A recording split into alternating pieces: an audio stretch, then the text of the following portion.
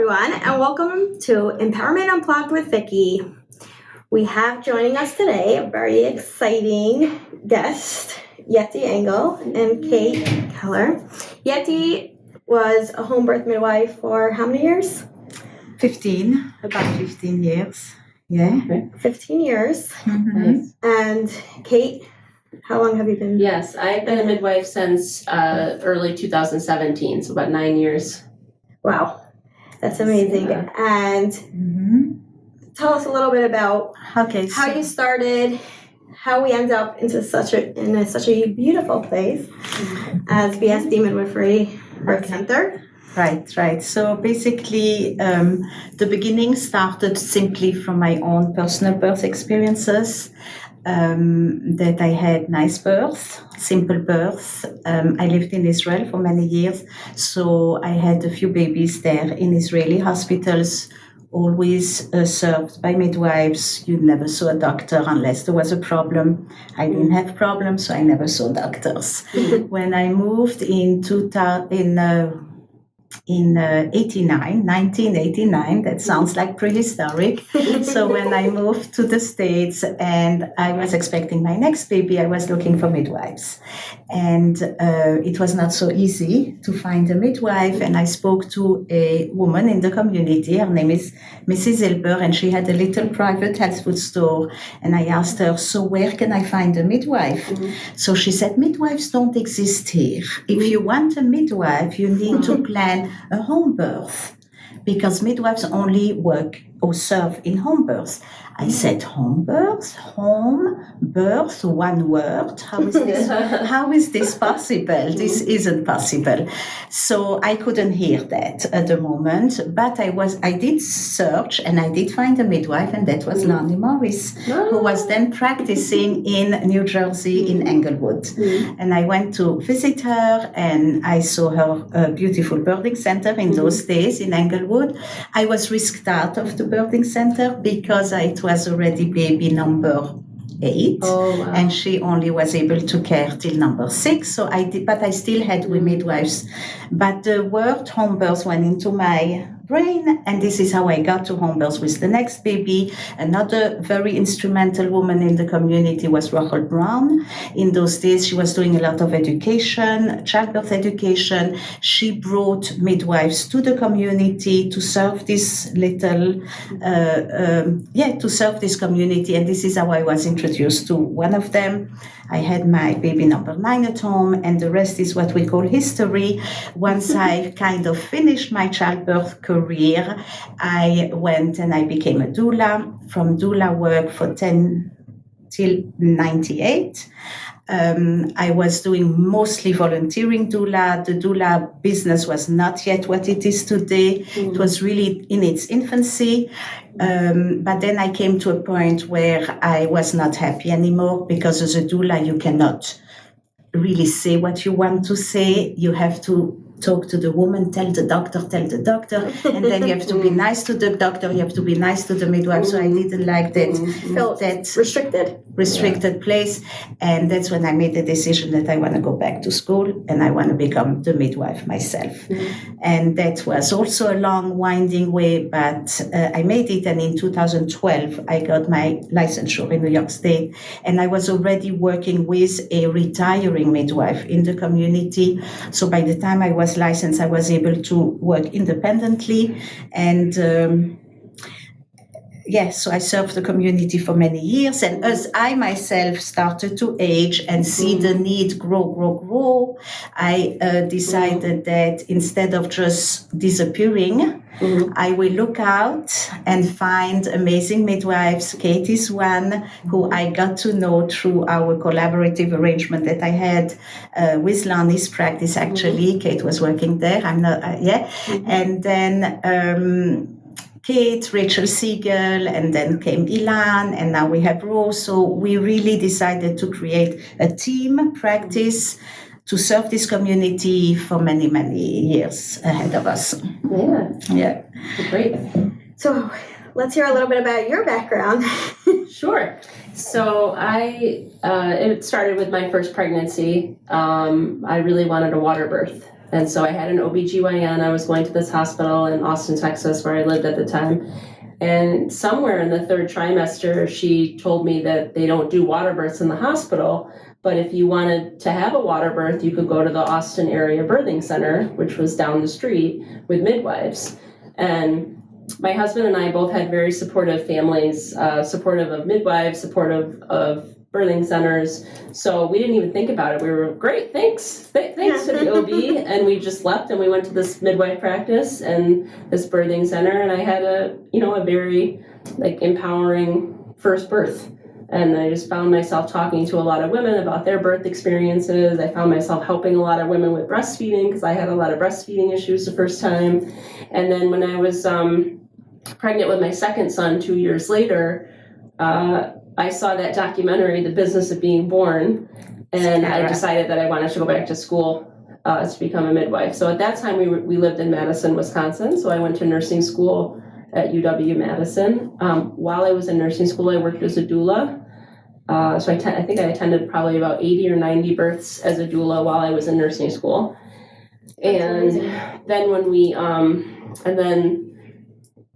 I became a nurse. I actually worked as a psychiatric nurse for a year while I was applying to midwifery schools. And then while I was in midwifery school, I worked as a labor and delivery nurse at Columbia Presbyterian in the city. So that was an invaluable experience for 3 years. Got to learn all about high risk and everything, and a lot of labor experience, which was really helpful.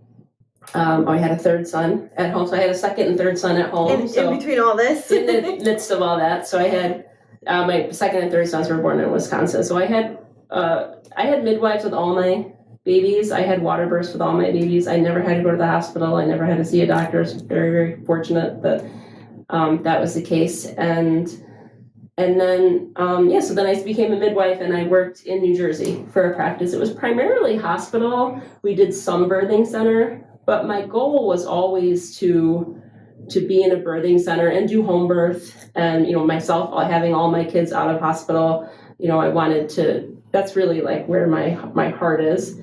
And so then I was talking to Yetty, I had put in, about, I think, 6 years with Lonnie, and that was great. And I learned a lot. And I was looking for a change, and I was wanting that, out of hospital experience. And I spoke to Yetty, and then we made that decision that this would be perfect. And this is really like the dream job. You couldn't ask for a better, we're this birthing center, the home births, like everybody here, like the midwives, the staff, like the families that we take care of. I mean, it's such a positive work environment, and everybody works so well together.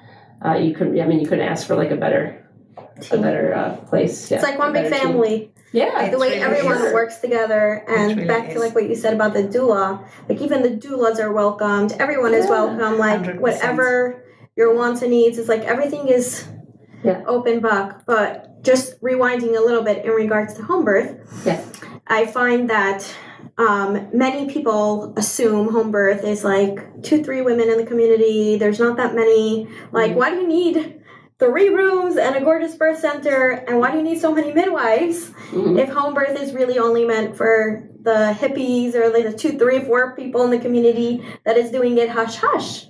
Right. What was? Yeah. I know, but I want you to tell the viewers. So basically, the misconception is the biggest misconception is that home birth is only for hippies or only for fringe element of the community. Especially in this community, that is a very fertile community, if we can call it. Women have many children. Slowly, they recognize that birth can be a simple event. I always explain to the client is that Hashem did not create the woman as an emergency waiting to happen. We have a uterus, we have a vagina, we have a cervix. It works. Babies grow inside the uterus, they come out. This is the way it's meant to be. Yes, it is a place that could be potential open itself to dangerous. This is why we have midwives who are trained to recognize the normal from the not normal.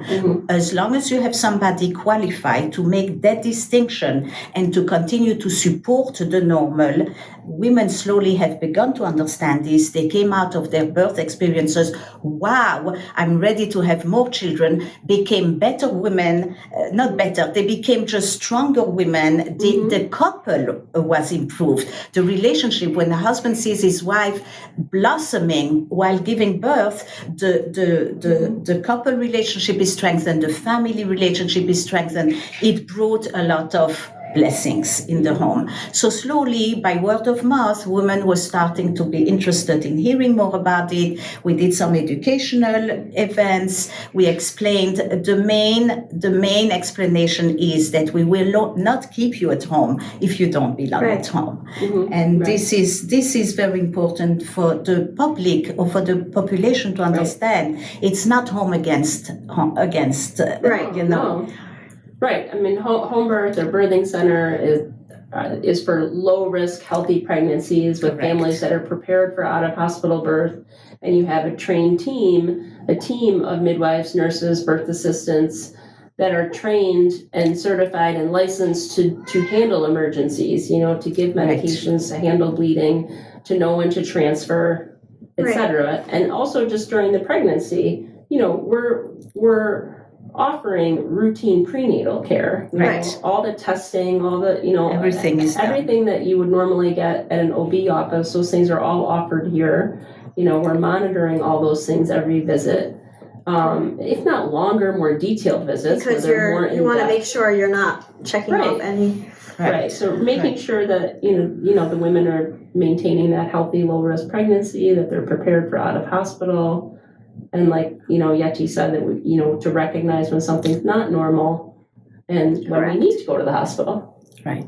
So in that case, when we do recognize something in the pregnancy, be it from the mother side, let's say a blood pressure that goes too high, a platelet issue that goes too, or if it is something about a baby that we pick up on an ultrasound, growth retardation, or any issue with the fluid, or anything that can come up, we can then make a calculated decision that she doesn't qualify anymore for the birthing center, and therefore our team will care for this woman at the hospital. The midwives are privileged in the 2 local hospitals right around the birthing center, and even one a little bit further up in New Jersey. And women have good experiences all the same.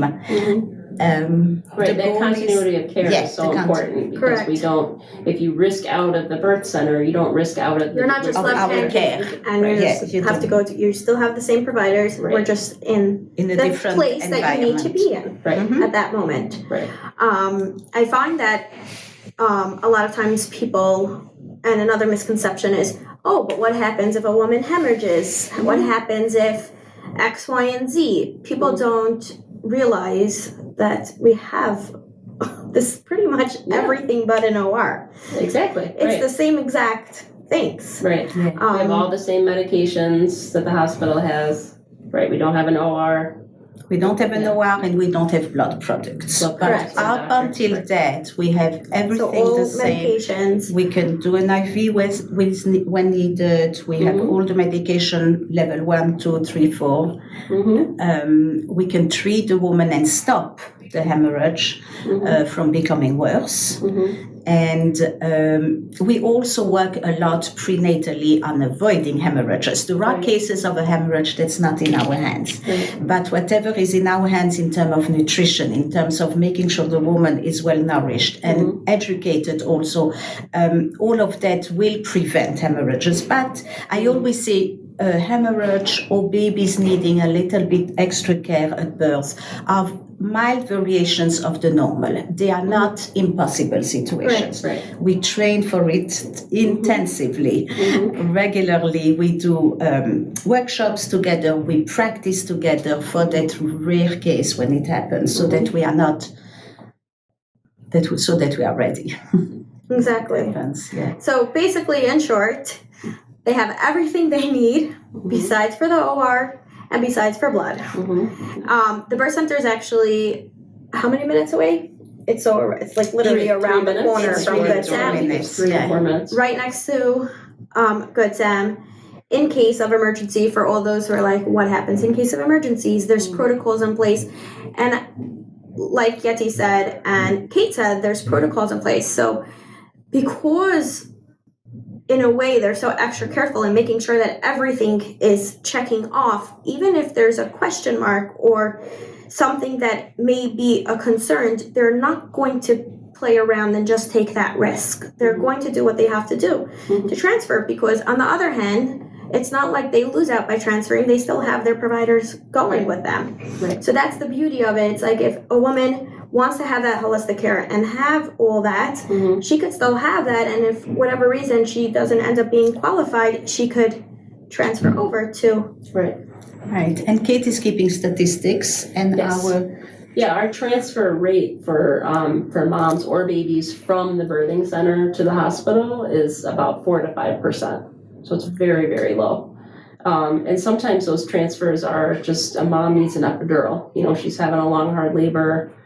She's tired. Needs to go to epidural. So the transfer rate is very low, and that's because we recognize and we know when to transfer or when to risk somebody out, and also just because we're all trained and we can handle things like some extra bleeding or a baby that needs a little extra oxygen or resuscitation at birth, and we have all that. So back to epidural, I find that many women they want the whole experience, but they're like, but how do you do it without epidural? Yeah. How do these women are doing it without epidural? Yeah. How can you explain the difference between a birth center and why a person is less likely to need epidural in that sense? I think there's so many factors. One is you're in a space and you're surrounded by women that you know and you've built a relationship with. One is that you're able to move around freely, get into any position you want, eat and drink, get in the shower, get in the tub, sit on the birthing ball. We also have nitrous oxide, which some women use to breathe and just kind of calm down a bit. But I think the main, I've heard people mention this before, that the first intervention that happens is going to the hospital. And I see that, by the way. You see labor slow down. You see women not be able to cope as well. Right, because bright room, people they don't know, they're sticking them, they're putting monitors on them, they're forcing them to stay in the bed. All of that is going to heighten your pain, your pain response. So I think when you're in, these like beautiful birthing center rooms with all these options and that extra support and not just restricted. You kind of feel like you're going from your home to another nice home, not a big establishment. And also like key to movement and water and hydrotherapy. All these things are all different things that help calm and relax, which then creates the pain tolerance lower. And it's not that you're not monitoring, you still are, but with a Doppler instead of being attached to a machine. You're still doing all the things, but just less aggressive. So that doesn't put that fear in that woman to like, oh, is there something wrong? And how much we try to train our mind, I feel and I find that many times women, and which is why you end up hearing stories of women sometimes giving birth at home, because by mistake even, not on purpose, just because at home is a calm and safe place for most women. And when they're walking around doing their everyday things and they're not as focused, it's easier to progress versus when they're in the hospital. Hospitals usually means for us emergency. Usually means something is wrong with us. So when we all of a sudden have to change into like the patient nightgown and let's poke you and let's do our blood pressure and let's do this and let's do that, it's a lot of information and a lot of things happening to you at once that you can't focus on your contractions and what's happening to you. And that could disrupt the whole entire birth process. Yeah, 100%. Yeah. I mean, here it's like we work around the woman. Mother. We're working around the mother, around the labor. When you go to a hospital, they're working around their protocols, around their list of things that they have to do. And it's not the fault of any one person at the hospital. It's just how hospitals are. It's how they run. And they don't, it's hard to do that, to like work around the mother and work around the labor when you're thinking I have to check all these things. at work. I also think that the big message that young women need to hear in today's day and world is that there is another way. There is another way. Options. There are options. Very often in families, you have generations, let's say by now 3 or 4 generations of today's young women who have heard that it's an impossible feat to do it without pain medication. So it's very hard for this young woman to even venture outside or to even ask the questions. But if we will speak more and more, and if they will hear this friend, that friend, yes, there are other options, slowly it can seep into her consciousness that there might be another way. Let me see, let me explore. I always tell first-time mothers, if you are committed to try to do it naturally, it will be easier outside of the hospital than in the hospital. And this is what we see. This is what we see in real. Yeah, I always say to my moms who are giving birth in the hospital, just because you couldn't do it naturally here, doesn't mean that you can't do it naturally. Like, don't get disappointed in yourself. Sure. Because it really has to do with your support and what you're surrounded with and your options of what you have.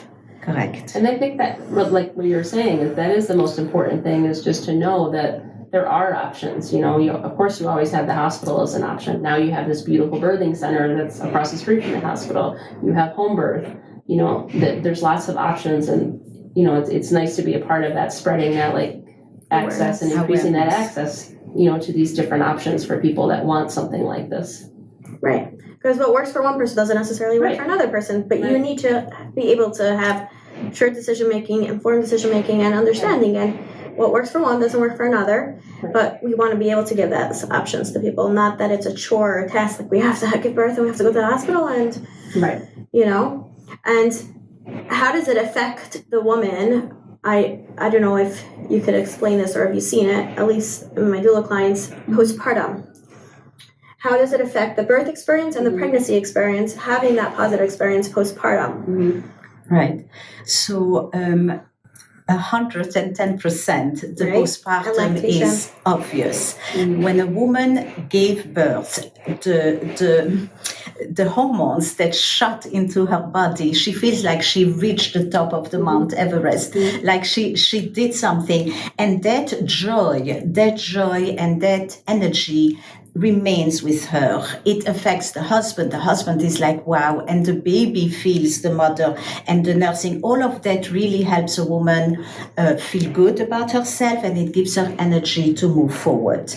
However, having said that, we also recognize that there can be outside situations where the woman needs more emotional care, more watching, and we are very careful with everyone, and we make sure that the woman does not fall into the state of depression or or God forbid because you're any so other on top thing, of each. because the relationship is so strong. We call them 12 hours later, we see them 24 hours later, the lactation consultant sees them 48 hours later. We ask them to come back between a week or two back to meet us, to meet the neonatal nurse practitioner. So we are Constantly in touch checking in. constantly. And that's what we see works well for and women. you see a lot of moms that have their babies, is like their first time they have a baby out of hospital, and they say right away, how much better they feel postpartum, how much more energy they have.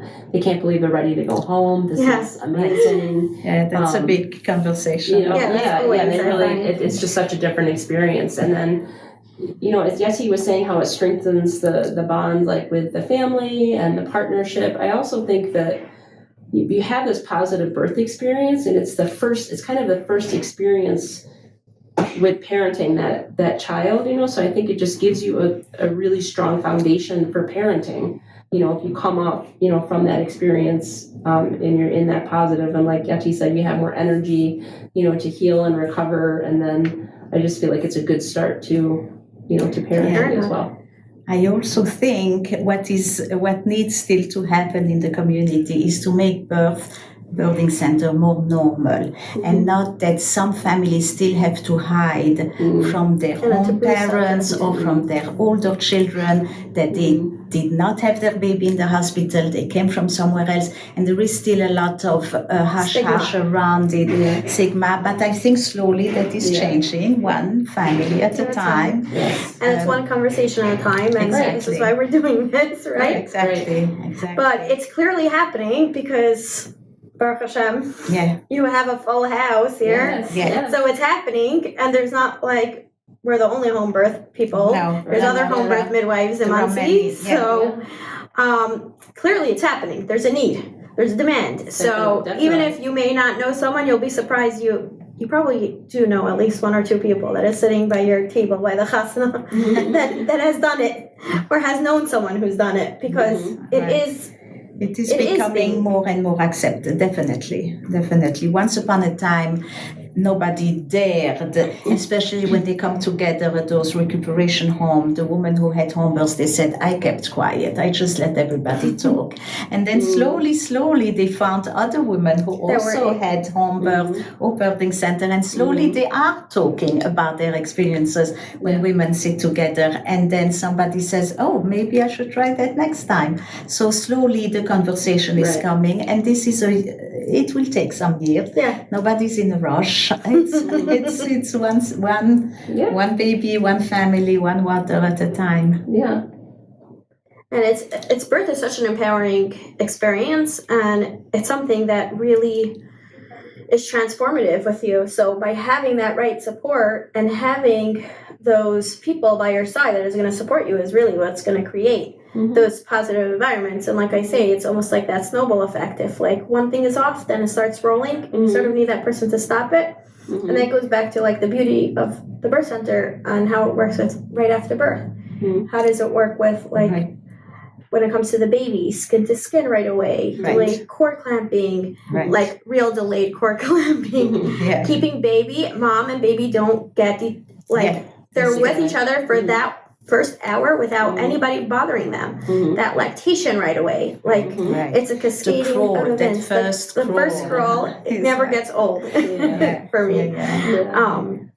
And just having all those bits and pieces, and everything is so connected, because when the baby latches, that helps with your uterus. And then when the baby being a mom, that helps with the baby's regulation of breathing and temperature and tone, and everything is just one after another. And if we just go back to the core of like the way God made our bodies, and it's so beautiful because each piece has a purpose. And that goes back to using our oxytocin hormones and our healthy hormones to try to keep that elevated and leave our flight and fight responses lower. I think that's such a huge thing that you're touching on, is just the mother-baby bond, and not separating the mom and baby. The baby is on the mom the whole time she's here. With the exception of 15 minutes where we weigh the baby and do a full exam and everything. Put the baby right back on. And that's because she's going to the bathroom. She has to take a shower. But you can assess the baby while the baby's on the mom. Exactly. You can do vital signs. You can make sure baby's doing good. You don't have to separate them. And that's another beauty during that time frame, like after that hour and after baby is fed, mom is sitting and eating, and we make sure that happens.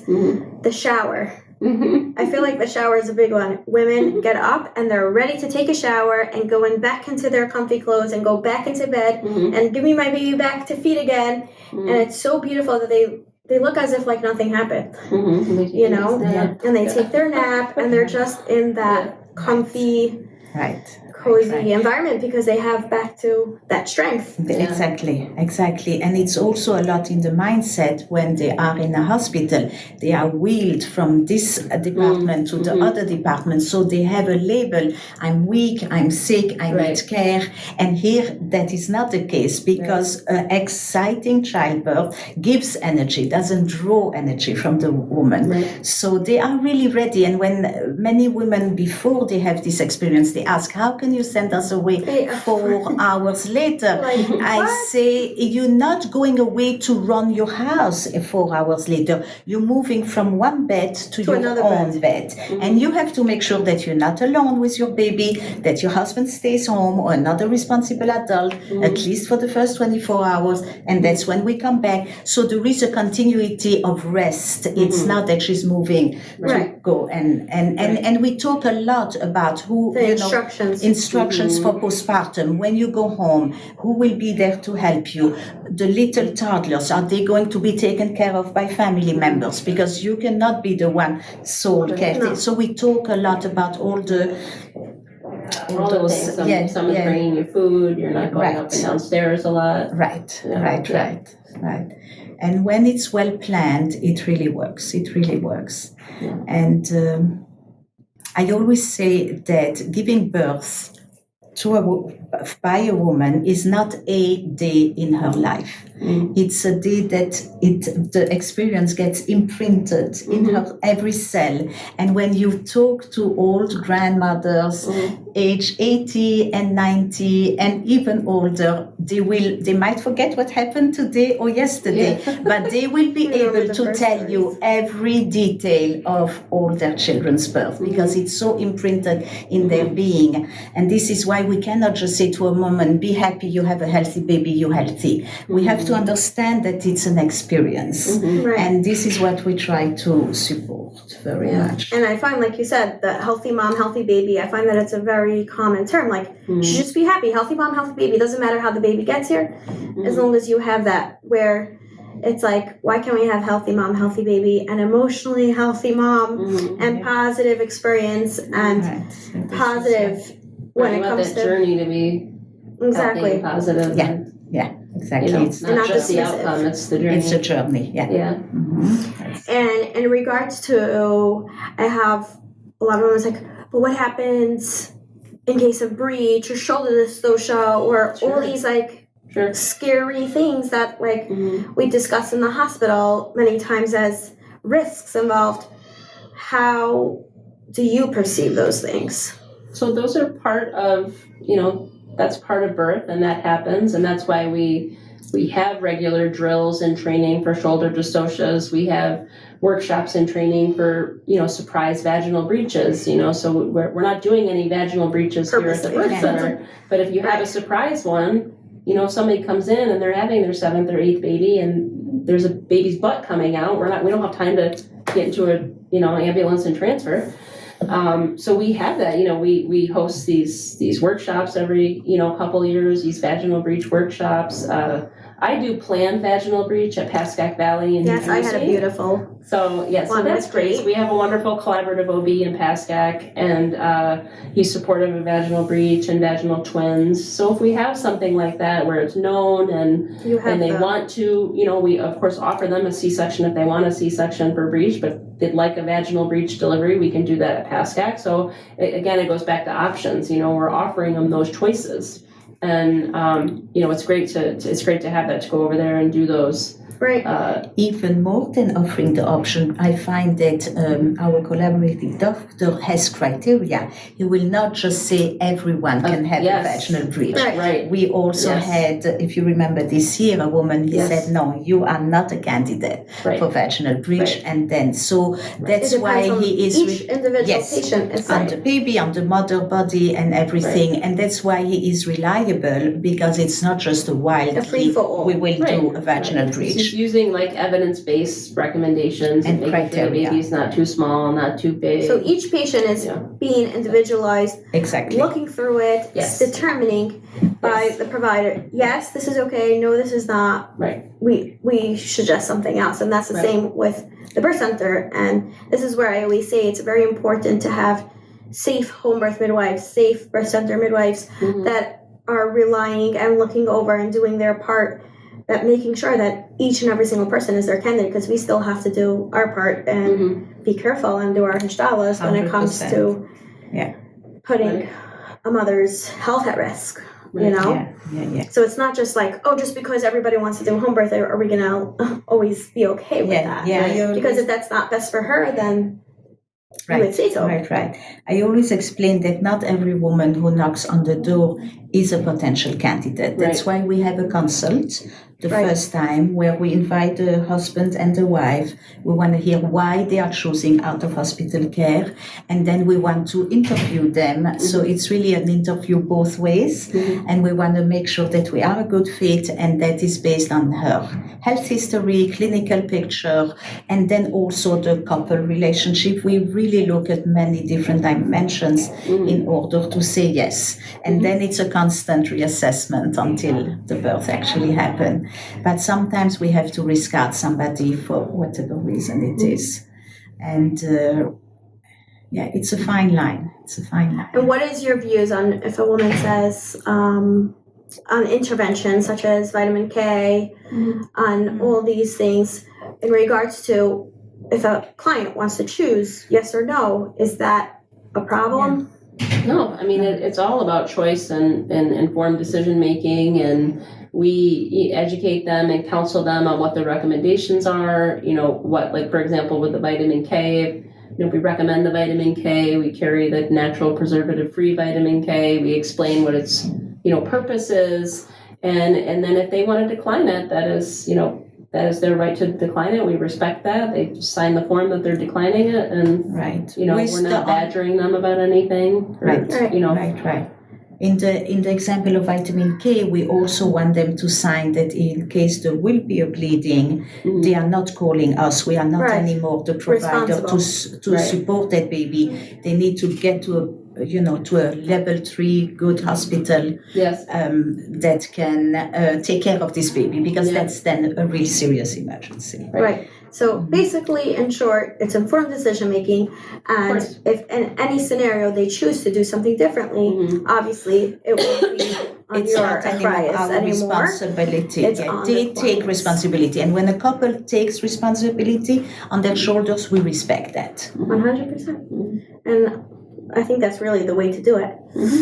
So this is the first ever midwifery. Word it for me. Yes. So let's say it. So New York State, among the other states in the U.S., has taken a very long time to recognize midwifery-led birthing center. Up until now, the big New York State that extends from south to Canada has had only 3 birthing centers that are licensed by the state because they were MD-led. They were led by doctors. The law changed in about 2014, so we are now 11 years later. And so even then, there was none. Yes, so even in 2014, when they recognized that compared to other states in the U.S. and other countries where midwives are qualified providers to run birthing centers, so it took all these years to actually get through the regulations until the Department of Health recognized that this is a possibility. We kind of opened the door, and hopefully many others will be able to reach licensure in New York State. We are happy to help other aspiring birthing center open with some of our experiences that we went through. But this is really a first. So BSD Birthing Center is the first licensed midwifery-led New York State birthing center. We are also accredited by a national organization, which is called CABC. That's an organization that accredits birthing center around the country. So we took 2 heavy roads to show, to really do something correctly and safely. Yeah, I mean, just to clarify, to add to that, we're the first freestanding birthing center. A lot of hospitals that say they have birthing centers, and they're just fancy delivery units.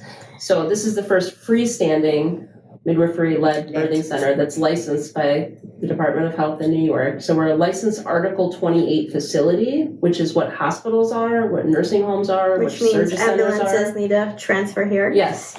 So that means we had to meet rigorous criteria on paper, in the birthing center, architecture-wise, equipment-wise, training-wise, so many policies and protocols.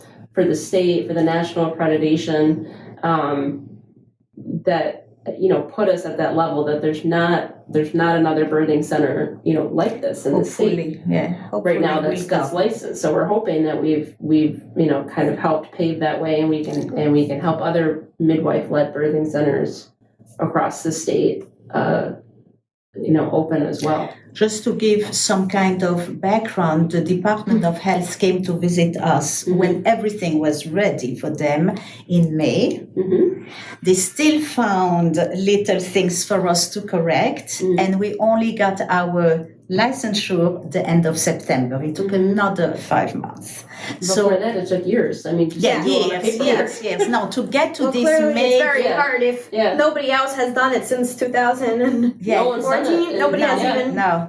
To reach that visit of the day, when we had the date, we were jumping out of. We were so excited because that was so big. That came after many years. And we went. Was it last year? We went to the Capitol. Right. We had to go down to Albany. We had to sit in front of a big room of several people asking us questions on what does a midwife do, how many babies die at the birthing center, what are birthing centers, really just educating taking the opportunity to educate them a few other birthing centers have already set in front of that setting in Albany. But the second part was definitely harder. That's amazing. And now all these women get to benefit from this, and like you said, hopefully in the future there will be more. And Yetty, when did you start this? I joined in January of 2023, but when did you start the? I want to. 2016. 2016, you said, I want to build a She birthing didn't even finish your question. She already knew the answer to that. 2016. Yeah. And then when did you, and you came here into this physical location, 2022? No, I have to look back. I'm not sure. I think 21. I think more 21. Okay. 21. We were looking around. My husband has been my best supporter, my main partner. We were looking around to find a location. We've seen many, many different locations. Nothing was good enough, and that took a while. That really took, I think it took at least over a year, where we went to visit different properties that could be turned into Article 28, because I saw a dream house that looked like so beautiful with a very big backyard where I envisioned, but this would not have never been able to be an Article 28. So when we found this, we saw this, the minute I entered, I wasn't even in the building. The minute I saw the building, I said, this is it. You knew that. I knew this is it, and that, I think it was in 21 that we signed the contract. I remember coming here around 21 we did a training here. In November. This was in November, and it was totally a different look. And you had and we had the game plans, and Yetty was like, this is going to be this, and this is going to be that. And I was like, I don't know how you see that, but it was just like metal. Right. But it did. So wow, what a journey. Did you know that you always wanted to do this? Or the birthing center part, I knew not always, but I knew once I saw the movement of home birth really rising and seeing that I'm aging. Nobody wanted to hear this, but I said, yes, every year I'm a year older. I will not be able to do this forever. So that's where I started to focus on my legacy, on what I want to leave for the community, create something bigger, stronger, more beautiful, healthier, powerful. And this is how I joined forces. And with Hashem's help, it will be like the word that Kate has used is longevity. This will have longevity because this is sturdy, it's strong, it's safe, and this will have longevity. That's beautiful. So have we wrapped it up? Should we wrap it up? Sure. Since we all know that our schedules are fun. This was just a Thank you miracle for that we were coming all on. available. So, It's I know, like, right? No one's Yeah. in labor right That now. no one's in Right, labor. okay. Got put it That on hold little for a short time. little spot. Yeah. But I'm very appreciative to have you guys on. And Yeah, we thank you so much, appreciate Vicky, you. for having us. We And- appreciate you on many levels, right? We're Yes, always happy yes. to see you at Right. birth. Of course. Right, Yeah. right. I all love your it. parts. Yeah. All your parts. Yeah. All the heads. Yeah. I will take a little quick tour and Yes. make a little Okay. quick video so Yeah. that people Great. can see the beauty of the Thank you. birth center Yes. and the waiting Yes, show the room rooms, and yes. all the hard work that went in Yeah. Thank you. behind the designing Right. and so And that even our the viewers can functioning. see. We're having the open houses. Yes. Right. There's an open house. Well, We're Sunday, doing a but few then there's open one houses. in January and one in February. Yes. So what's the Like, dates? share those dates. So I'll we look have- it up. Yeah, Wait a minute, I yeah, have yeah. it. It's I have fine. it right there. It's We'll have that Sunday. up. Sunday, December 7th. I think I have the flyer. And then Yeah, it's the flyer, Monday, January 11, and then Sounds it's a right. Wednesday. So we did a Sunday for this Yeah. month, and then we did Monday. 2 weekdays for Mondays in January and a Wednesday in February. Yeah. Yeah, You can share I think the flyer. second Yeah. week of Yeah. the second week of the month. Yeah, Mm-hmm. and that's for birth workers, potential clients, anybody who Right. And wants for to anybody who wants to just Anybody, that is yeah. curious. Right. So that's right, beautiful. right. So if anybody has any questions or want to just stop by to see what it looks like, Yes. come on by to the to the open Yes, houses. open Yes, house, yes. We'll be Excited to there. have you. We'll be Yeah. there. Okay. Thank you. Okay. Thank you so Thank you. much.